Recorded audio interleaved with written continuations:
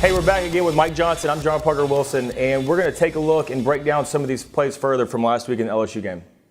Okay, on this run play to Derrick Henry right here, let's take a look at something that maybe not everybody's looking at. We always see this play is going to start off right, but it cuts back left. Right. We talk about the backside block and why this works in this situation. Well, what you're going to have is you're going to have Justin Fowler offset to the right, and so the linebackers are reading that as a full flow, offensive play. They got to make sure they have gap contain on their front side gaps. And what you have backside is two offensive linemen in Kwanjo and Cam Robinson, two of our better players that have man-on-man blocks, and they are dominating their guys up front and creating a huge seam backside. And with that linebacker flowing so fast over the top, it creates a nice-sized lane backside for Derrick Henry to kind of cut back and get a few yards. Yeah, Derrick does a good job of reading it right there, and he knows that his backside's filled up, so he can press the front side and then cut it back last second to the backside. And that's just him being a good running back and reading the zone. Right, and he knows that Justin Fowler's out front with him and kind of blocking that guy head up. But what you really want back here is that backside cut. That's where the money yards are going to be. You're going to get back there and rip off 5-6 yards at a time with your two best linemen backside. All right, 4th and 5 right here, and a huge play in the game. We see Blake Sims moving the pocket and converting this first down to Amari right here. Big pickup, and it's a great design play right here. Coming out of the backfield, we immediately know that it's going to be man coverage. And when that happens, Blake can kind of know what's going on and have a better pre-snap read, as we like to call it. And he knows that Amari is one-on-one, and his guy actually gets going behind the cornerback. Big miscommunication for them and allows us to pick up the first down. Great throw and catch. But we're also going to look, Mike, here of, moving the pocket. On 4th down, we've got TJ coming out, setting a nice block for Blake right here, picking up the edge. But talk about what it's like for the offensive lineman to be able to move that pocket and to play games with the defensive lineman in a sense. Right. What you have here is kind of a rollout protection, and we kind of, as an offensive line, call it maybe a breath of fresh air because it's not allowing the defensive line to pin their ears back and really get that snap count going off the edge, especially with the loud environment on 4th down.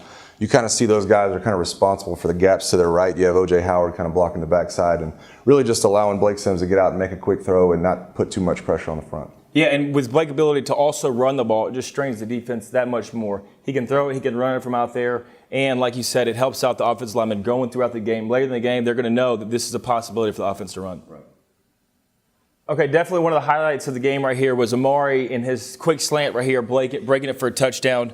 See Blake drop back and just throw a quick ball. But everybody knows when you get down in the red zone and it's tight, LSU is going to blitz. We see them do that here. And kind of quickly talk about, Mike, just picking up this all-out blitz. You know it's going to happen. Right. And what you have here is another slide protection. And when you do that and you're responsible for one gap as an offensive lineman, it kind of takes away the blitz. It kind of erases, them trying to get you out of your gap or confuse the offensive line.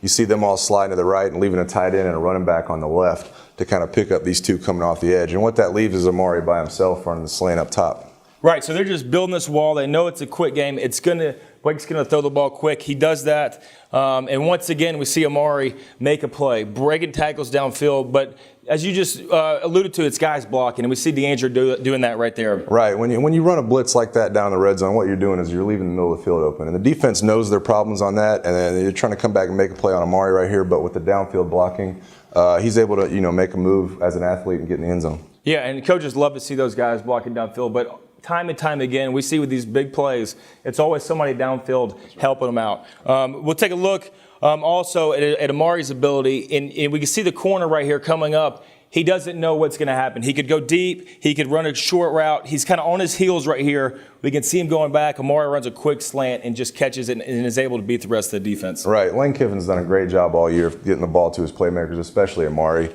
And he allows guys like this to make plays in the open field that he knows will be able to get the ball in the end zone.